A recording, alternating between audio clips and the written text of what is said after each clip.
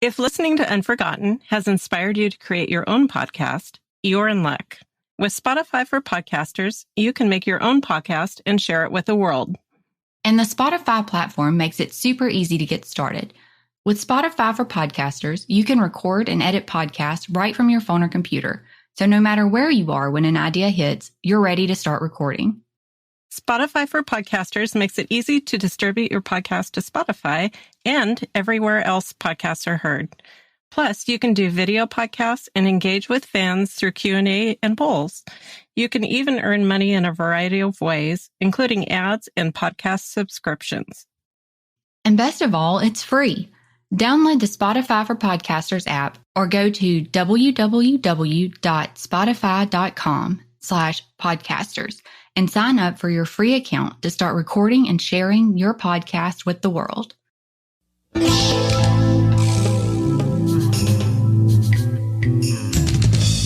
Hey everyone, this is Sellers. And this is Stormy. And this is Unforgotten, where each episode will highlight unsolved missing, murdered, and suspicious death cases in Alabama in order to raise awareness and hopefully obtain some answers for victims and their families. Please remember that any individual referenced in the podcast should be considered innocent until found guilty in a court of law, and any opinions or views expressed in the podcast are solely those of participants. Listener discretion is advised, as some of the content discussed in the podcast may contain violence or graphic descriptions and may not be suitable for all audiences. Be sure to join our Unforgotten Patreon channel today to gain exclusive benefits, including early access to ad-free episodes and bonus content. By subscribing, you'll also be supporting the efforts of ACCA in assisting families and raising awareness for Alabama cold cases. I wish you could have known Andrea. She was a small, petite little girl with big brown eyes. When she smiled, her whole face lit up and her eyes would sparkle. She had so much love in her little heart, it showed through in everything she did. There are no words to describe the pain and suffering that she was forced to go through at the hands of the ones that she depended on to take care of her, love her, and protect her. She suffered the worst of it all. The pain I feel is with me 24 hours a day. I see her face and hear her voice all the time. I remember her smile and her laughter. Most of the time, I feel like I can't take it anymore. My life will never be the same. Most of all, it has affected Andrea's 10-year-old brother, Anthony. He is fighting the rage within himself over what has happened to his sister. Like so many other children that has been abused, tortured, and murdered, her rights have been taken away, and she has been made out to be the bad one. What on earth could any child do to deserve to be abused, tortured, then murdered? Andrea is in a better place now. She isn't suffering anymore. She is smiling and laughing once again. To us left behind, it will never be over. Without her body, we can't grieve and mourn her death. We will live with this pain forever. We can't even tell her goodbye. Garnet Melton is Andrea's maternal grandmother, and the excerpts you just heard were from the victim's impact statement she provided to the Butler County Court in 1997. Her words highlighted the indescribable depth of sorrow that comes with losing someone you love. That pain stretches beyond the boundaries of time and distance, reaching into the lives of family, friends, and even the community. It is truly heartbreaking. It's impossible to quantify the impact of losing a loved one. It's a hole that never fully heals, and the ache remains long after the initial shock is worn off. Garnet's words remind us that behind every crime, there are real people whose lives are forever changed. It's easy to become desensitized to the news and statistics, to forget that each number represents a life, a family, a community. But Garnet's statement serves as a powerful reminder that the ripple effects of tragedy are far-reaching and long-lasting. As we read through the court records, our hearts just sank at the thought of pain and suffering that this family has endured.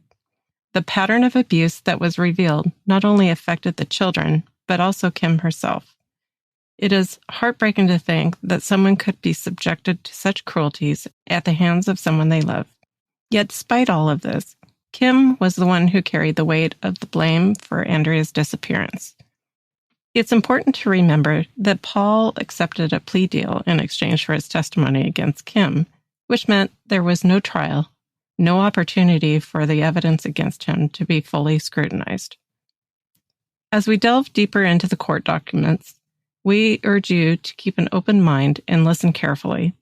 Every detail, no matter how small, could be the key to unlocking the truth. Perhaps you heard something, saw something, or even just a gut feeling that could help shed light on this tragedy. However, we must warn you, this episode will contain some graphic descriptions of the events that took place on the night in question. It's not easy to hear or talk about, but there are conflicting details and statements contained in the court records that should be cleared up, and maybe someone listening has the ability to shine a light on the truth and bring Andrea home. So please, take a moment to prepare yourself emotionally before continuing on. We weren't familiar with Andrea's case when we began our research, so we went into it the same way we always do, hopeful that we'd find at least a photo and a couple of good articles, but expecting there to not be much beyond the basic details. A quick Google search gave us a general idea of what happened, that Andrea had been reported missing in November of 1993 by Paul and Kim Gonzalez, her father and stepmother, and they'd both been charged with capital murder despite Andrea's body never being located. So we hopped over to NamUs to see what was in their database.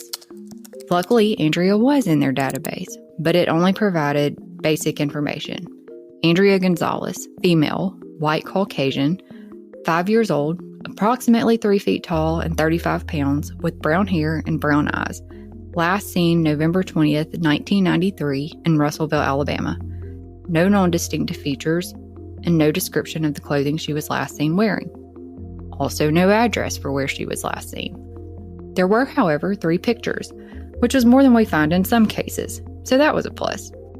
The thing about NamUs is that it requires the investigating agency to submit and or approve any information related to a case being submitted. There may be cases and or details in NamUs that aren't available to the public. Whether or not any comparisons have been made are one of those things that may or may not be available.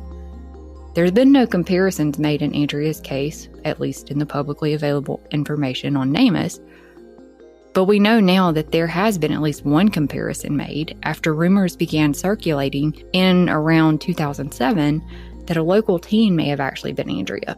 According to the Franklin County Times, a DNA comparison between the teen and Andrea turned out not to be a match. Not so surprisingly, we couldn't find Andrea in the ALEA database, which may be due to the fact that investigators have stated they do not believe Andrea is alive, despite rumors that Kim and Paul had not murdered Andrea but instead sold her. Considering the case is 30 years old this year, we turned to the newspaper archive databases to see what was printed. It's somewhat disappointing that there weren't that many articles available around the actual time that Andrea was reported missing, but there were plenty of articles related to the subsequent charges against Kim and Paul for capital murder. You know, it's hard to use newspaper articles as a sole basis for an episode because they're not always accurate. No, they're not. And, you know, typically in a case that's older, you know, you have to think that the internet was not a... Was the internet even available in 93? I can't remember. Okay, I had my little AIM things when I was in like middle school.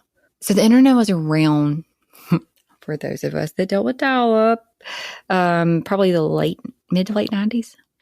So, you know, you think that newspapers and magazines were basically the source of news. And without that immediate sourcing that we get on the internet now, you know, there's no comparing. You can't just hop on and say, oh, well, this person said this. Okay. And part of it, too, is probably that by the time the article actually got printed and published and everybody read it, it was already, you know, semi-outdated if things were moving fast. So yeah, in some instances, not so much because there's not very much out there. Yeah.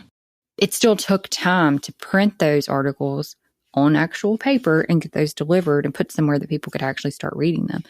Granted, they did have news. It's not like there wasn't television. We're not saying that.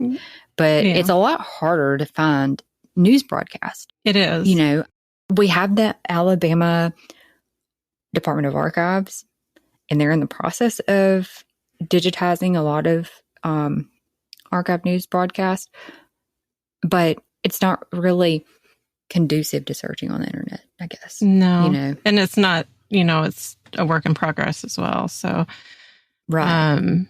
I found my way using the Department of Archives somehow into older governor's files, and somehow you can see reward proclamations that were issued. But I don't know how I got there when I found it, and I can't redo it. I have no idea where you can't retrace your steps. No. Yeah. I've tried. I think I tried that around the same time that you were doing that too, and it was just very not user friendly. Not really at all. Yeah. Yeah. The other thing about the news being such as it was at the time is that, when a case like this, where the stories, when you're reading one, by that time, maybe somebody said something completely different. And you never know what somebody says to an investigator that they don't say to the press. Absolutely. Or maybe they don't talk to the press at all. Yeah. And that's true here. I mean, that's true then and now, but yeah. So, we would prefer to use media articles in support of other documents that we have. It kind of helps fill in the gaps if we have documents where there's not necessarily quotes, but maybe like an accident report. But then you have a news broadcast or article where a reporter has actually spoken to whoever was involved in the accident. So you've got the accident report that tells you what actually happens based on the investigator's view. And then you've got the newspaper or the media article to support it, where the person involved or a witness can be quoted saying that, So it helps to have that, to work in kind of tandem. But sometimes, like now, we don't get, most of the time. I'm not even going to say sometimes. Most of the time, we don't have an investigative file. Yeah. So, and I think we were lucky this time. I think about also, when media are interviewing people, a lot of times they get family members. Yeah. That are maybe a little close, biased, but they're either biased or they aren't close enough to really know the details, only what they assume are the details. And it's not even an intentional bias. Sometimes it's just subconscious, Yeah, absolutely. And I'm not, I wouldn't say agree. that. Sometimes it's relatives who maybe haven't spoken often. So they don't really have that intimate look into somebody's life to know what was going on. Yeah. So, and I think we've had cases where the family member is basically saying what the story was behind, what happened, but their perspective on, one major detail is incorrect. And so even though the gist of the story is correct, the rest of it, the little details that they're kind of feeding in are different. And that's going to be something that we talk about later too. Yes. So we emailed the Department of Forensic Sciences to see if they had any records related to evidence found during any of the searches. But we received a response back stating they could not find any information using the details we provided. We've since emailed them back and provided additional information, and we're currently waiting to see if that helps locate anything. We called the Franklin County Sheriff's Office. How many times? Well, I think 3 or 4 now. But to date, we haven't heard back. We have not.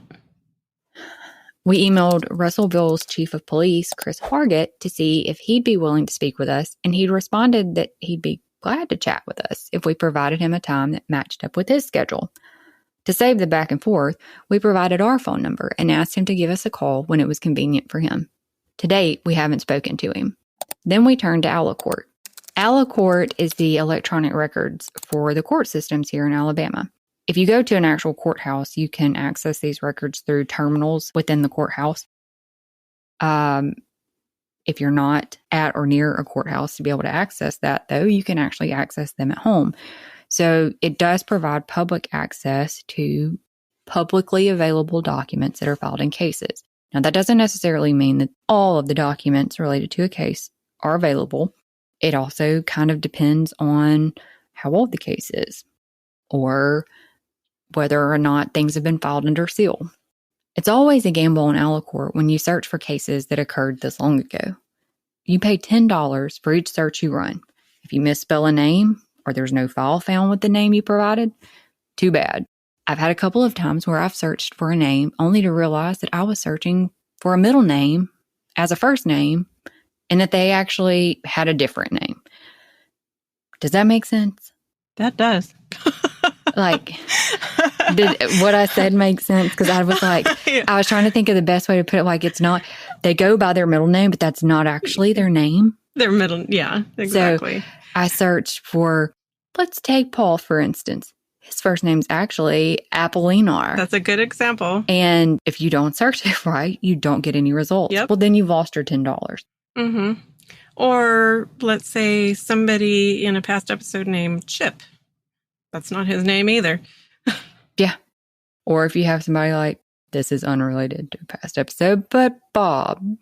But it could be one or two different kind of names. So you're like, well, crap, are you, William? Yeah. And every once in a while, it actually is Bob. Right. Well, even Kim's name. Was it Kim or Kimberly? No, it's Kim. Yeah. And so we felt like we'd hit the jackpot when searches for both Kim and Paul came back with available images. And not just a couple of available images, but hundreds of pages. We didn't even mind that. Cha-ching, yes. Again.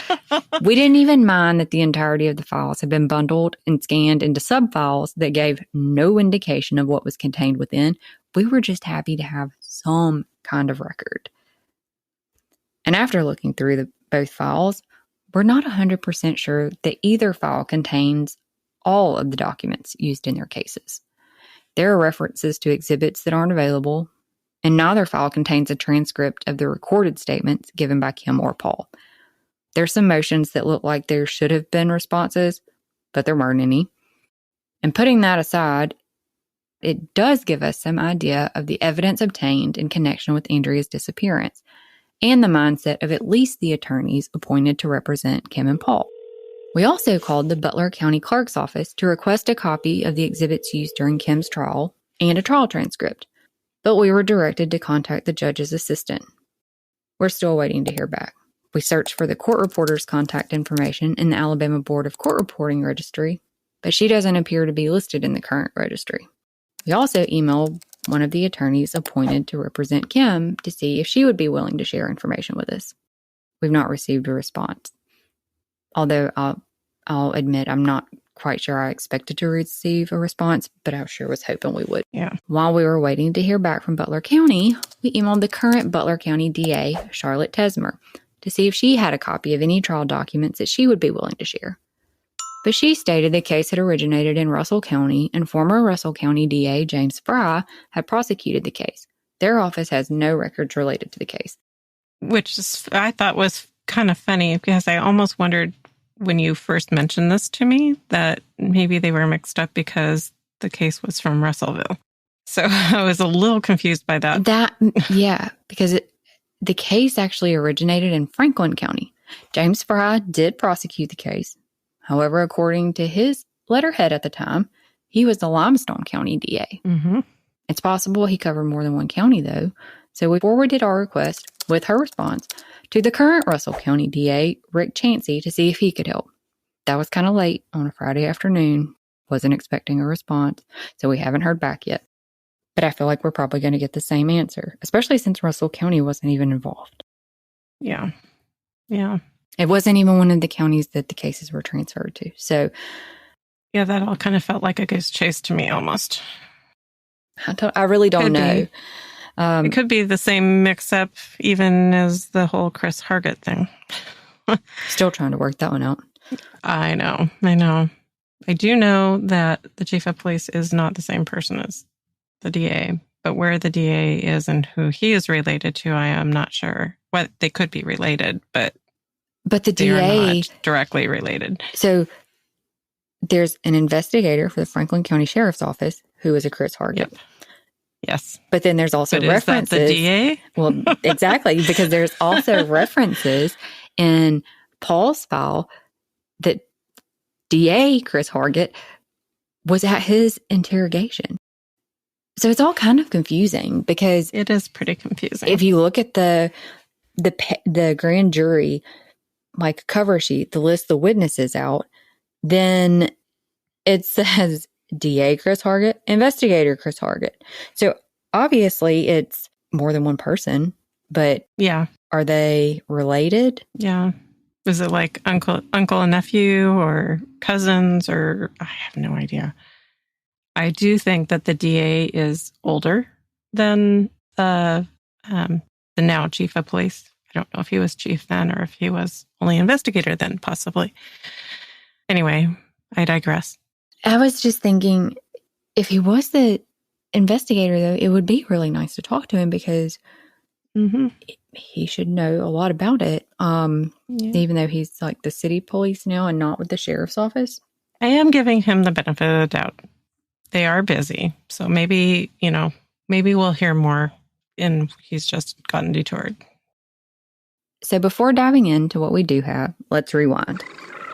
On November 20th, 1993, around 7:25 a.m., Paul and Kim Gonzalez, Andrea's father and stepmother, notified Russellville Police Department and Franklin County Sheriff's Office that 5-year-old Andrea was missing from their home in Tharptown, which is just east of Russellville. We're still not entirely sure what the address of the home was, but the newspaper articles indicate they lived in Bob Cummings' trailer park. Yeah. And, I looked at the highway out there, Bob Cummings trailer park. There's only one real, named trailer court out there that I could see at the time. And so I'm thinking it's possible that it's the same one, but, you don't want to misstate that. So I clicked on in NamUs, they have the coordinates. And I clicked that because sometimes those are accurate, I guess, actually. Because I didn't even notice. I don't even think I knew there were coordinates. Well, if you look in there, it says view location on map or something. Oh, okay. And you can actually click on it. But I'm not sure because there's other places where it says coordinates not available or something like that, or not provided. But I always kind of assumed that if there were no coordinates provided and you just clicked on the map, it just took you to wherever the center of the town was. Mm-hmm. But it doesn't. Not on all of them. So I think that means that maybe some of them have the actual locations marked in them. I don't think Andrea is one of them. It looks like it just kind of landed it in Russellville, on a main street. But that's why I was thinking, okay, was it, if that's right, is it because it's no longer there and they've built other things there? Right. Oh, yeah. But this looks actually like it's on Jackson Avenue. That's not. Yeah. That's like the center of town or something. Yeah. So that wasn't helpful. Yeah. So if anybody knows exactly where Bob Cummings' trailer park was, please let us know. That would be awesome. They reported last seeing Andrea between 12 and 12:30 a.m. But Andrea had just vanished by the time Paul went into her room around 6:30 a.m. They claim they'd searched around the trailer park prior to notifying police, but found nothing. If anybody also lived in the Bob Cummings trailer park at the time, do you remember seeing people out searching? Before the police, not before the missing report went in and everybody was out there. Yeah. Because I think you probably saw a lot of people after that. Yeah. If it was me and my family, we'd be out there, calling Andrea. Yeah. Do you remember hearing anybody? Yep. Mm-hmm. Did they knock on any doors? Yeah. Once police arrived, a search of the area was conducted immediately using bloodhounds, law enforcement, and volunteers, but there was no trace of Andrea to be found. We talked about last week that they couldn't find any trace of Andrea beyond the front porch. 2 days into the search, Franklin County Sheriff's Office began to suspect foul play. Alabama SBI and the FBI assisted Franklin County investigators with interviewing people close to the Gonzalez family. Some reported seeing Kim mistreat and or abuse Andrea. We don't know how many people they interviewed. We don't know what was said or anything like that because we don't have the investigative file. We just kind of have to take the words that we have at face value. By early to mid-December of 1993, both Kim and Paul had been given polygraphs. It was reported that Kim's polygraph indicated a, quote, high degree of deception. Though Paul's first polygraph was inconclusive, a subsequent polygraph, quote, supports the suspicion of investigation at this point. Investigation of what? I'm not really sure, because it doesn't appear that they actually suspected Paul of initially being involved. Most of the focus was on Kim based on her high degree of deception. Authorities followed up on numerous tips and conducted searches for Andrea from 1993 to 1995, but failed to find any trace of Andrea. At some point after Andrea was reported missing, but before the polygraphs were given, Paul and Kim met a local attorney named Rebecca Green Thomason, who essentially became a spokesperson for the family. According to various statements in the court records, Thomason held 2 press conferences at her office in which Kim and Paul were present, and she had negotiated, or attempted to negotiate, book and movie deals on their behalf related to Andrea's disappearance, though Paul's attorney claimed that any proceeds that would have been received would have went to Paul's children. Not sure which were Paul's children, but the documents say what they say. He had children that weren't in Alabama. I mean, Anthony had been adopted by Michelle's mother at this point. Right. And there was Elizabeth. But, those are also Kim's children too. So I'm not really sure why they worded it that way, other than it was his attorneys that filed this document. Yeah. And so they're just speaking on behalf of their client. Yeah. Thomason later stated the movie deal was not at all true, claiming that it came from a comment she'd given to the Huntsville Times, wherein she jokingly stated a book deal had been arranged that could lead to a movie. She acknowledged that there had been discussions around a book contract, but that she lied to the reporter about one already being in the works to get the reporter to leave her and her client, Kim, alone. She also allegedly filed a petition in Franklin County to enforce a child custody agreement on Paul's behalf. We could find no record of that in our court. Juvenile cases aren't typically available to the public since they deal with minors. So just as an example, say parents of a child weren't married, but they have a custody dispute. Juvenile court is the one that will handle that. So if the petition's been filed in juvenile court, we wouldn't necessarily be able to see it. There was more than one motion. There was, just at a glance tonight, I looked at it, and I could count 5 that she filed on behalf of Kim. In Kim's case, yeah. Kim's court record contained handwritten notes that we believe are from Judge Dolly, though we can't say that with absolute certainty because there's no name. And the notes cite what appears to be 14 different articles containing references to Thomason as the attorney representing the Gonzalez family. Yep. A note labeled Exhibit 2 states, FCT's, we're assuming this means Franklin County Times, story of 2/26/95. And in parentheses, what looks to be Gerald. Quote, Wade pulled off the case in February of last year, and Rebecca Thomason became attorney to represent the couple in finding the child. Another note, labeled Exhibit 3, FCT's story of 12/1/93. Quote, Plot said Paul and Kim Gonzalez have hired a local attorney, Rebecca Thomason Green, his words, not ours, to represent them. When asked why the couple felt like they needed an attorney while the child's whereabouts are still uncertain, Plot said, I don't have any idea. Keep in mind, that's December 1st, 1993. And if you're wondering how it could be disputed that Thomason represented the family, here's a couple more. An excerpt from Exhibit 4, FCT's story of 12/8/93. A local couple and their attorney are trying to dispel rumors concerning the disappearance of their 5-year-old daughter. Thomason also said people are asking why she is representing the Gonzalez. Quote, I had a client who brought Kim in. They need a lawyer to know what is going on, end quote. Exhibit 6, TD, assuming that's Times Daily, story of 2/14/95. Rebecca Green Thomas says her involvement with Kim Gonzalez began as an act of kindness. She says she approached the family during the initial days of the case after watching them being, not entirely sure what that word is, by questions from law enforcement and media. However, Thomason later claimed she was never the Gonzalez attorney and that she had repeatedly told them that they needed to retain a lawyer. That was allegedly supported by her secretary, who claimed to have heard Thomason telling Paul and Kim she did not represent them.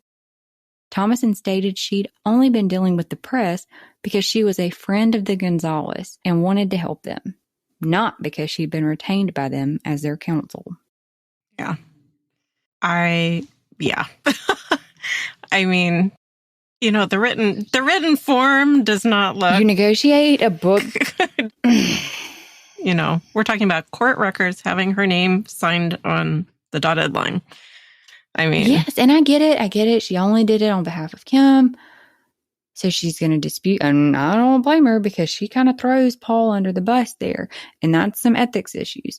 So maybe that's why... Yeah. Where the whole... But she filed... I don't know about this petition. It was his attorneys that said there was a petition in juvenile court. It's not attached as an exhibit. It may have been at the time, but it's not in our stuff. But if she did file one on his behalf, I just don't understand how you can dispute that you represent a family when your names are on the pleadings.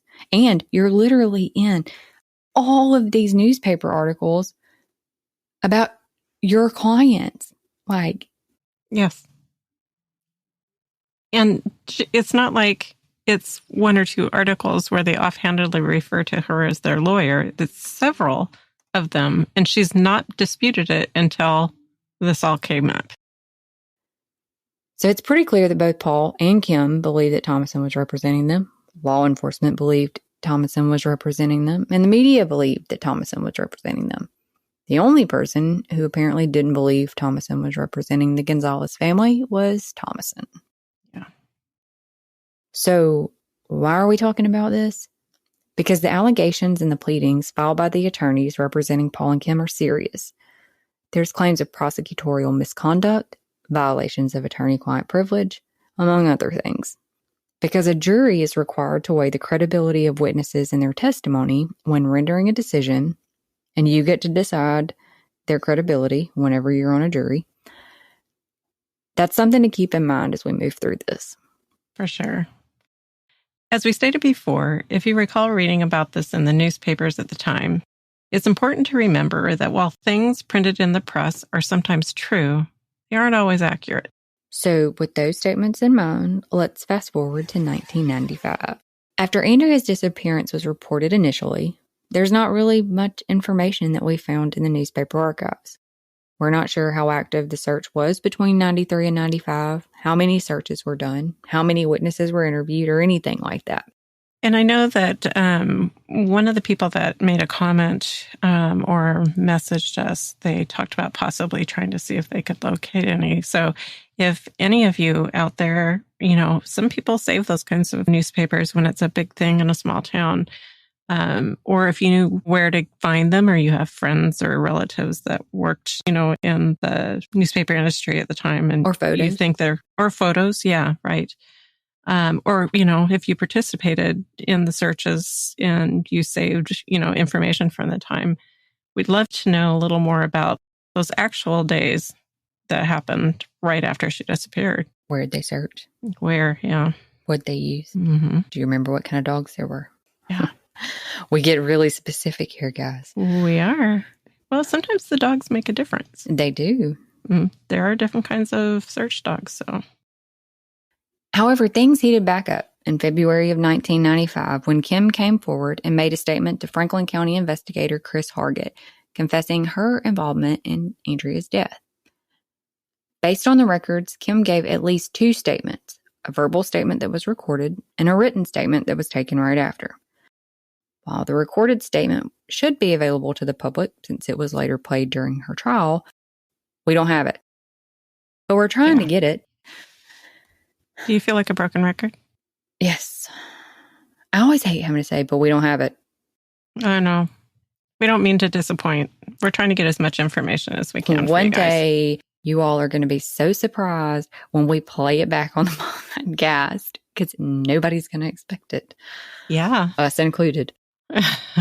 We got the great big bundle of papers from Court, so that was a big bonus for once. That is absolutely true. I'm still holding out. This is public record. Mm-hmm. I feel like we will get it. I think we know how quickly we're going to get it. It may be a little bit.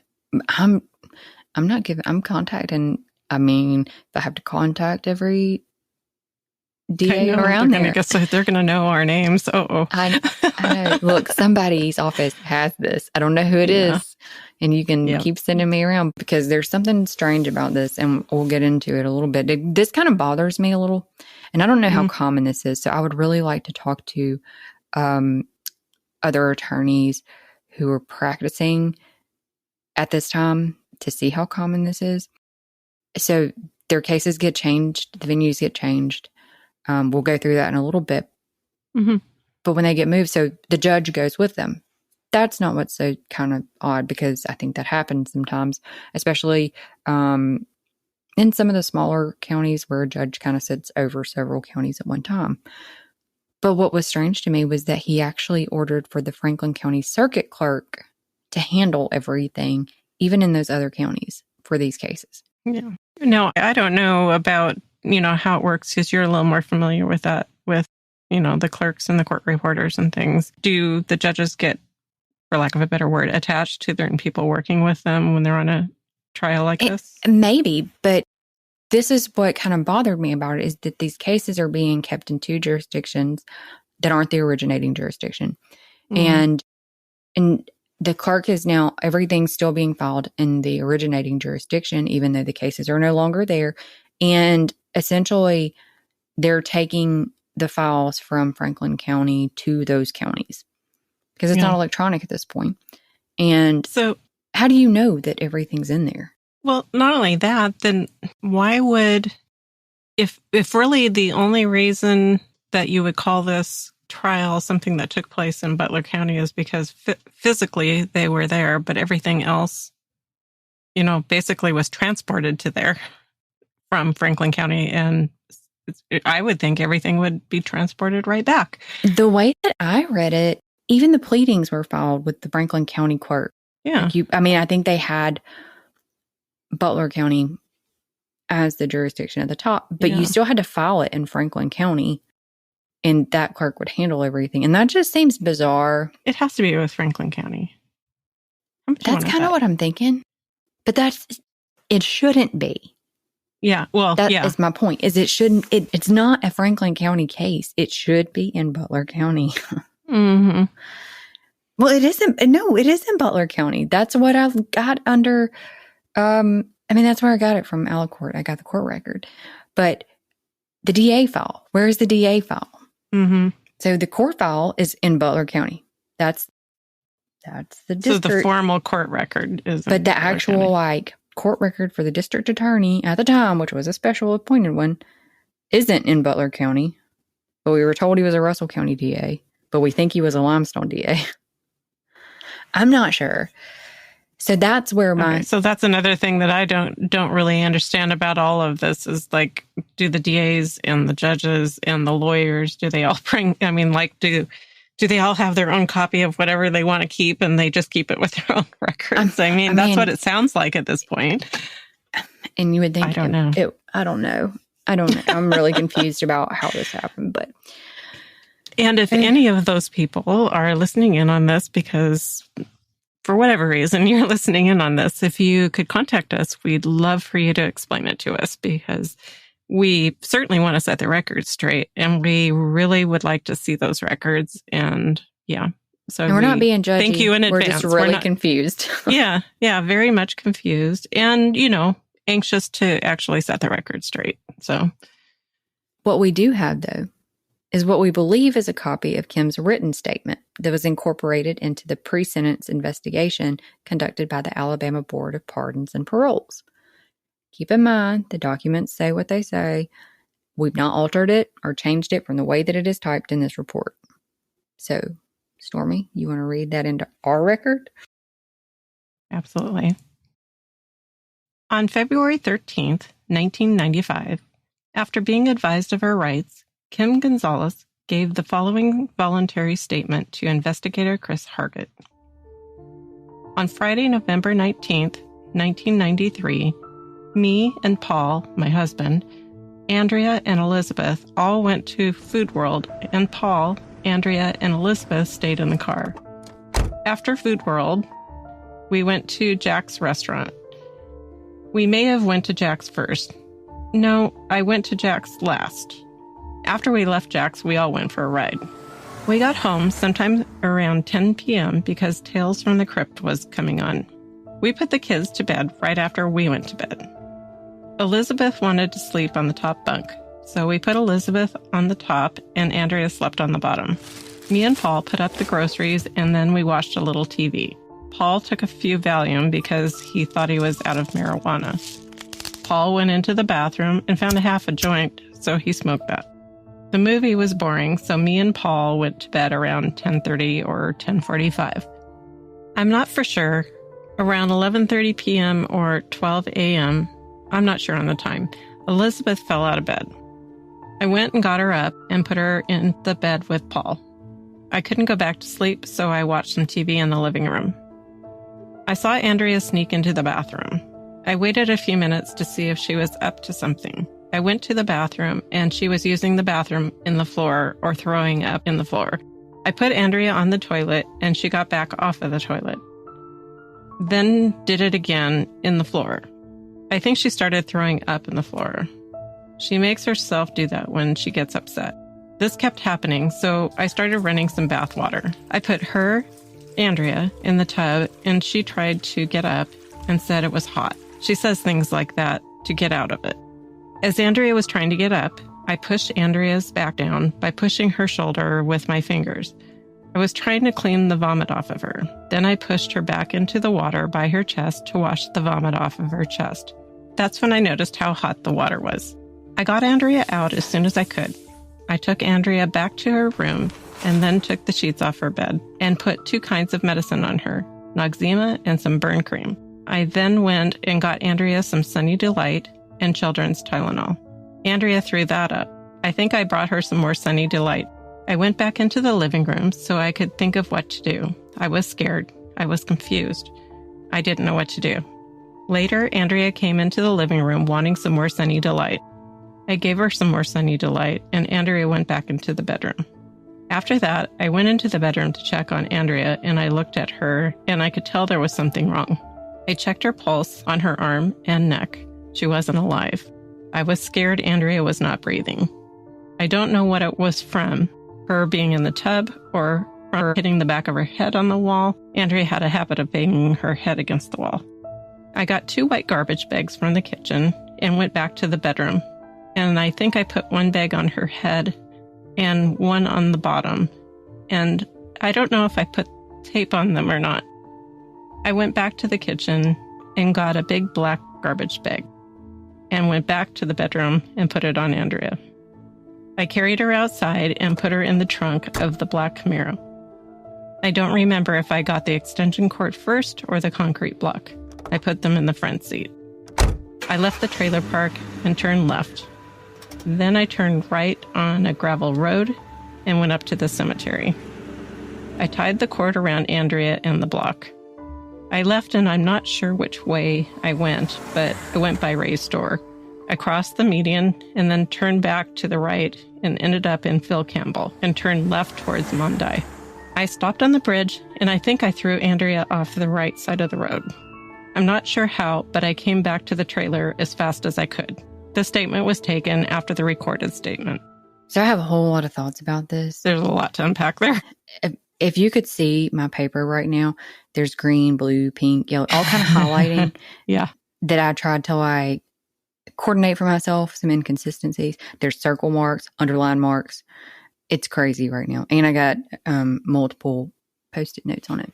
So going back to the beginning, when she talks about, we went to Jack's. Yeah. She says, after Food World, we went to Jack's restaurant. We may have went to Jack's first. No, I went to Jack's first.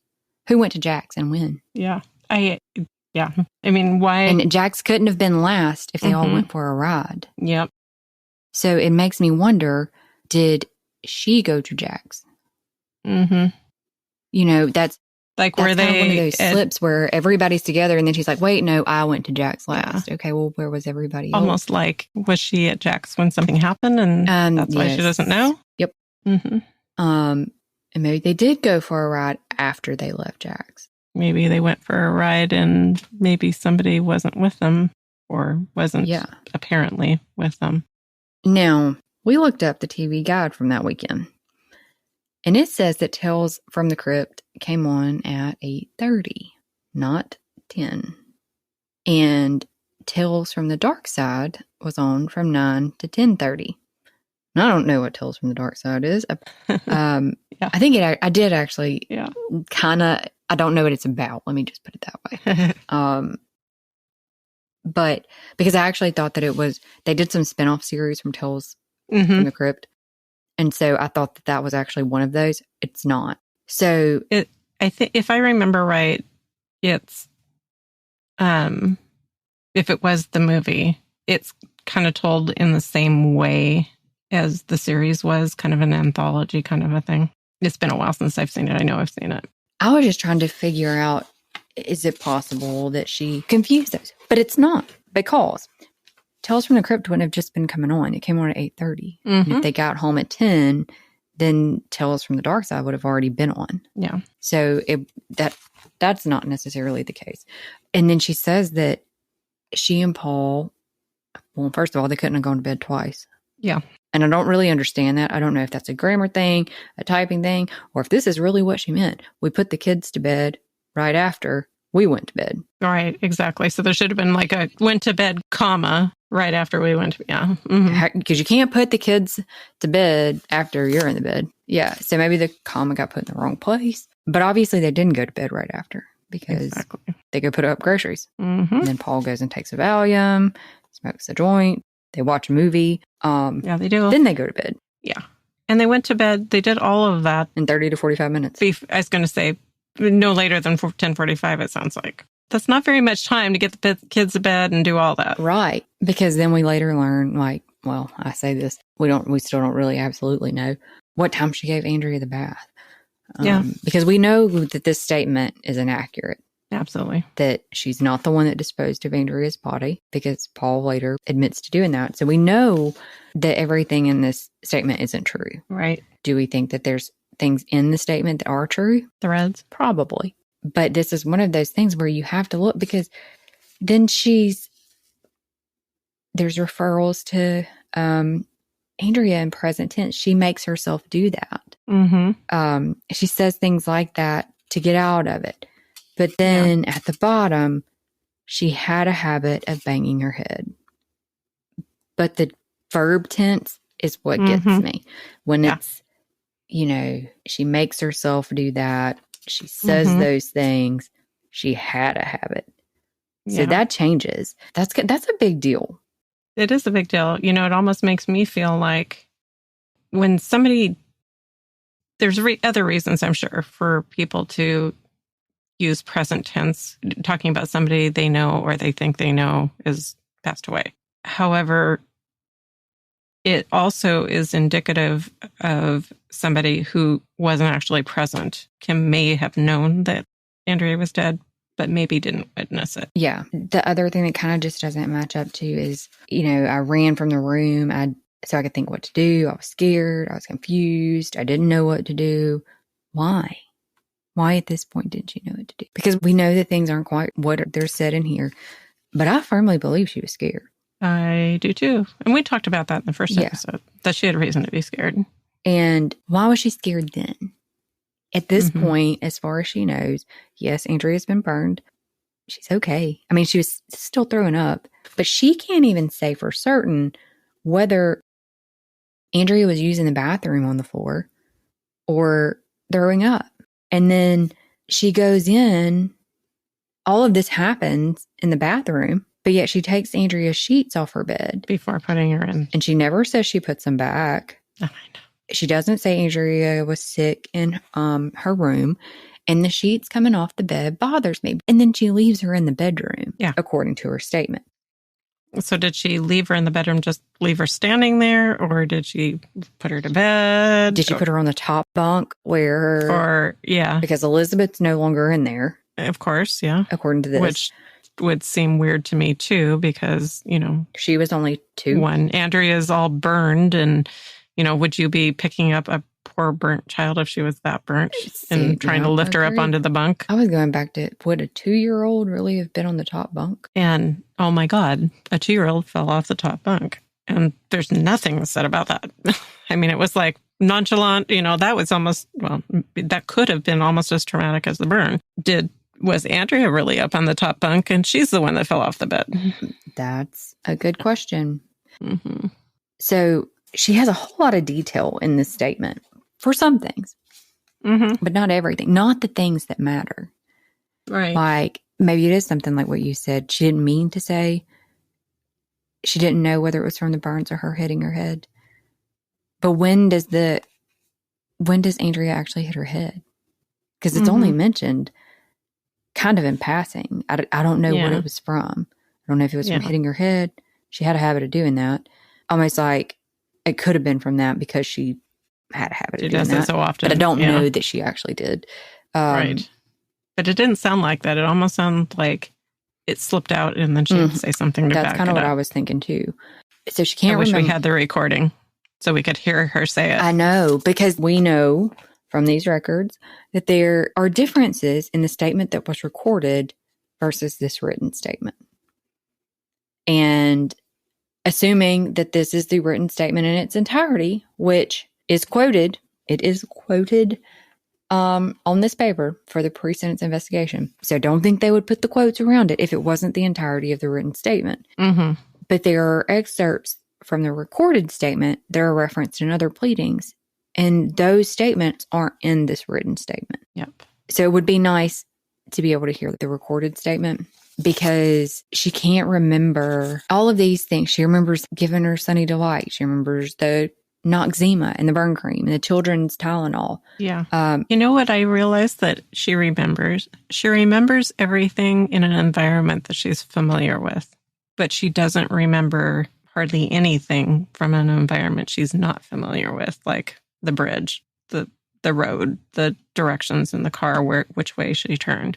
Those are things that she isn't like contained in. She lives in her house, every day, so she knows everything intricately. So it's easier to spout out details, true or not, when you're familiar with your surroundings. It's easy to think, well, let's see, I can tell them I did this because I do this all the time, Except for she can't versus remember. How do you get to the road? She knows how many garbage bags and what color they were, but she can't remember if she put tape on them.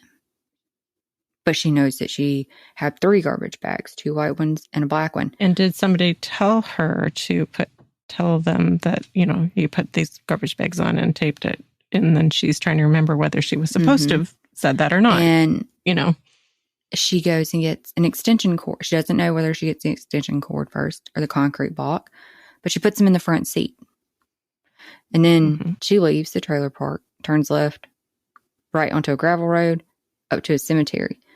And she ties the cord around Andrea and the block. But the block and the cord are in the front seat. And at this point, she said Andrea is in the trunk. So does she move Andrea to the front seat? Does she get out and put the extension cord in the concrete block in the back? That doesn't make sense to me. I can't reconcile that because it's missing something. And that's important. That part, to me, is really more important than some of the other things she added. Yeah. And surprisingly, I mean, there's no interjection of, law enforcement here asking the question. So we don't really know. Did they try to clarify it? If they were talking to her while she was saying this, asking questions or not. But I would have thought that they would have asked for clarification on that. Where was Andrea at this point? And who wrote this? That sort of thing. Who wrote this? And who wrote it, yeah. Did they give her a piece of paper after this? I'm thinking, no, this was written like as she's talking to them. Yeah. But I don't know if she could have written it.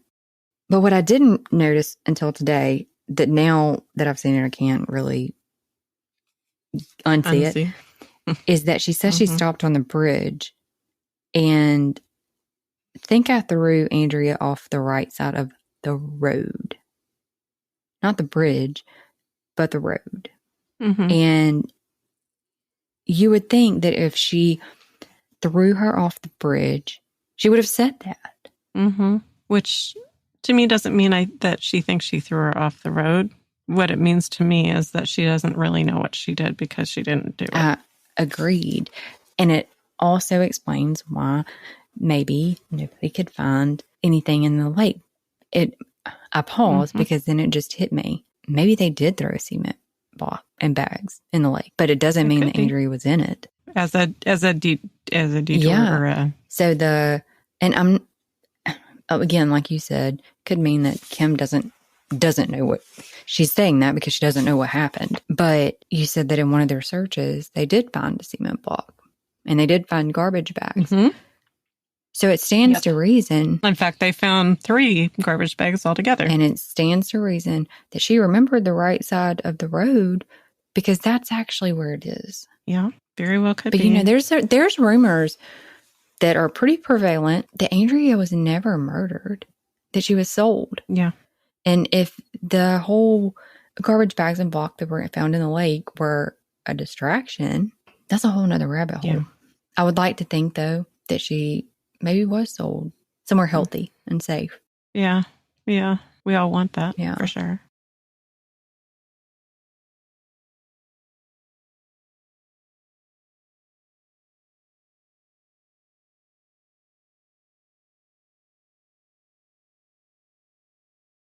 I know that a lot of people think that, and I guess I'm just interjecting my thoughts. But I would think that if she was trafficked or sold or whatever, however you want to call it, whatever it was, they wouldn't make up this elaborate story. They'd just stick to her being kidnapped, wouldn't they? Well, that's kind of what I was thinking too. Because this is like a lot of detail to try to keep track of and to, you know, and then why would he admit, I mean, she was kidnapped and there was no way for a body to be found. And you're looking at the death penalty. Yeah. I mean, why would he admit to doing something if she was kidnapped? You know, I mean, or if that was the story even. I kind of agree. I mean, I kind of agree with that because that doesn't make that you're admitting to something that has some extreme punishment potentially. And I think, you know, there had to have been something that made police think that there was more to the story and not that it was a kidnapping, because they seemed to know to press Kim a bit. And then, of course, she came and admitted to doing all that. Now, granted, you know, we know that the whole thing was somewhat of a setup of some sort, you know, it wasn't true. Yeah. But it doesn't make any sense to me. They would have been so much safer if they'd have just stuck by the story she was kidnapped. Even if that wasn't what this, still don't even understand, except for maybe she felt guilty. But, you know, and maybe she couldn't hold it together because she knew something or something. But well, this was something that she and Paul came up with because, as we'll get into, Paul had agreed, at least according to Kim and Thomason, he'd agreed to sign over custody to Kim's parents of their kids.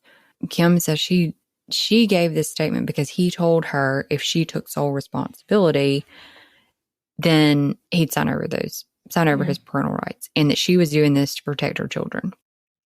So regardless of what actually happened, if he just wanted her to do this so that, one, she could get put away, but she did it so she could protect her kids. To keep him out of the... He wanted to stay out of it. I'm sorry, but what a bastard. Exactly. And, you know, something that I don't think we mentioned in the last time, or maybe we did, is the fact that he actually has a criminal record. I know that he's got criminal charges, like assault charges in Texas. Since this. Yes. Not before this, since this. Yeah. Well, one of the charges in Texas is like assaulting an elderly person, I think. So that's right. I mean, if you... I already didn't have the most glowing opinion of him whenever you find out that he's in Alabama and his children are in Illinois in foster care. Obviously, Garnett Milton didn't have a glowing opinion of him because she actually, and the court in Illinois clearly thought, because they gave her custody of Anthony. And he admits it in, Yeah. in trial, in Kim's trial, that he wasn't the best. He had already tried this one time and went, messed it up. Odd statement to make when you're giving testimony in a case like this. I guess he knew he wasn't going to have his kids. So yeah. What the hell, right? Wasn't the first time. I mean, at this point, he knew his kids were going to custody elsewhere. So yeah. So after giving this statement, we know that Kim agreed to assist law enforcement in locating Andrea's body. Investigators took Kim to the location she identified in her statement, but authorities were unable to locate Andrea's body, even with cadaver dogs, divers, underwater cameras, and other high-tech equipment. Kim was arrested on murder charges after her statement, but was released on a $20,000 bond until a trial could be held, or at least that was the plan. On July 7th, 1995, Kim was taken back into custody and her bond was increased to $150,000. It's not clear to me what caused Kim to be arrested again. According to the newspaper, the bond was increased from that initial bond amount because Kim had refused to give any additional information, and the authorities believed there was more to the story. Yeah. But, it comes right off the heels of something that we'll talk about in a little bit, that Paul almost killed her, it sounds like. Yep. We kind of talked about that, but not really, I think. Did we? I think we touched on it last time. But in April or May, she ends up in the hospital. And it was April. It was in April. And that's when the cops found out about it. And she ends up in the hospital, severely beaten up. And then in July, she's taken back into custody. Yeah. So I don't really know, what prompted that, but it's like right after that happens. Yeah. And she probably did stop giving information after that. Probably. I wouldn't be surprised if she stopped giving information because, well, one, the information she was giving wasn't accurate anyway. But, would that be an excuse to go back into custody and not be around Paul? She in a neuropsychological evaluation that was given to her after her trial, she actually had the interviews before the trial, but the report wasn't issued until after. She said the first time she actually felt safe was when she went back to jail the second time. Mm-hmm. And that's kind of sad. Yeah. I mean, I know that what we're talking about here, and that there's a lot of people out there that feel like Kim was involved. Mm-hmm. But I'm not sure that that's the case. I'm not sure that's the case. I'm not naive enough to think that she doesn't know what happened. And, obviously she didn't come forward and explain what actually happened because, we know all of this was kind of detoured a bit from what Paul, then does. So she could have even been involved. I'm not going to say that she wasn't. I'm not going to say she wasn't involved. I think what I mean is that I don't think that after reading through all of this stuff, I don't think that she was responsible at the level that she was held responsible for. That's a good way to put it. I feel like she carried the weight of the blame for all of this. And a part of that is due to the fact that she came forward first. But I think once she came forward, Paul comes out later and says, oh, it was actually me that got rid of the body. But I don't think there was actually, and we could be wrong. Like I said, we don't have the investigative file, so we don't know what investigating went into it. But it almost sounds like, oh, we've got our person, so we don't really need to verify that that's actually true. And you would think that they would, though, with her having to go to the hospital with because he's beat the crap out of her. Yeah. That something isn't quite right here. Because even the DA, we talked about this last time, that after the trial, even the DA says, I don't think their stories are true and I don't think that's what happened. Yep, but why didn't you try to find out what happened? Yeah. That bugged me. Or do they know what happened, but they just can't say it because they haven't proven it? They don't have whatever evidence or whatever. Like the direct evidence. Back There's it up. I mean, we know that no body homicide trials are hard. Mm-hmm. But and if you have to think honestly about all of this, they may actually know what happened, but if it wasn't her, they had all of this, most of the trial, in fact, all of the trial once, Paul took the plea, was focused on her. And they've gone through all of this, and Paul avoids all of this, all of the hubbub of a trial. And if that happened, that makes me think that they didn't have enough to call out what happened with Paul. They charge him with manslaughter and they give him blah, blah, blah. But why indict later and bring in the additional charges for her? Why not just leave it alone? Yeah, that's because they wanted somebody, the public wanted somebody to be held responsible. Mm-hmm. Yep. And they could have been under pressure for that too. Yeah. Paul's attorney certainly felt like the judge was, because they actually asked him to recuse himself. He didn't. Yeah. In fact, there's a lot of things they asked for and it was denied. Mm-hmm. It actually feels like when you're looking through it, it's like denied, denied, denied, denied, sprinkle of grant, denied, denied, Mm-hmm. Yeah. Yeah. No, and maybe that wasn't the case, but that's what it looks like based on what we've got. Thank you for joining our conversation reviewing part of the Gonzalez's pretrial records. Next week, we will conclude our analysis by examining Kim and Paul's indictments, charges, and convictions, as well as the odd changes in their representation. Until next week, we ask that you continue to keep Andrea Gonzalez in your thoughts and share her story. If you or anyone you know has any information that could help locate Andrea, please contact the Franklin County Sheriff's Office at 256-332-8811, or you can send us a message on our website or by Facebook Messenger, and we'll have the contact information in the episode details as usual. Since Alabama Cold Case Advocacy's creation, we have dedicated innumerable hours to researching and networking in an effort to provide the largest platform we can to the cases we share.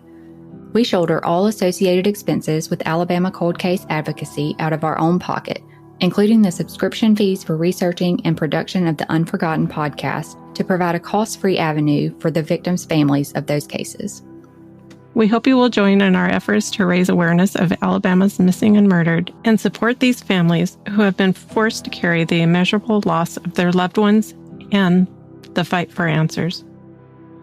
If you appreciate our mission and you are inspired to make a donation, your extra support will enable the ACCA to continue our research, share the cold cases, and help those families know that they are also unforgotten.